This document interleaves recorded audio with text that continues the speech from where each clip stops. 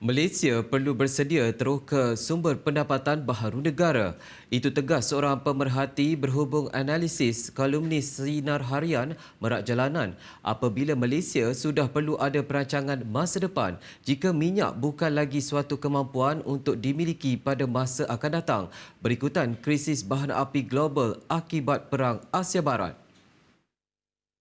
Pemerhati berpandangan sehingga kini wujud pertikaian antara Semenanjung dan Borneo berhubung pemilikan hasil minyak yang belum dimuktamad. Ia susulan tafsiran berbeza terhadap Akta Pembangunan Petroleum PDA 1974 dan tuntutan Undang-Undang Negeri. Justru pemerhati berkata alternatif baru yang dilihat berpotensi untuk dibangunkan secara agresif antaranya sektor pertanian memandangkan negara mempunyai kelebihan dari segi keluasan tanah dan jika disokong oleh bantuan kerajaan. Selain itu, kata pemerhati, sektor teknologi maklumat IT juga mempunyai peluang cerah untuk dimajukan selepas Malaysia kini muncul sebagai hub data center atau pusat data serantau hasil kemasukan pelaburan besar syarikat teknologi global. Pemerhati juga mencadangkan Malaysia boleh mula untuk menyemarakkan kilang elektronik sekaligus bantu mempergiat ekonomi negara. Pemerhati turut menamakan Iran sebagai contoh apabila lebih 70% graduan negara itu memilih bidang kejuruteraan yang didorong faktor tekanan sosial, ekonomi dan geopolitik.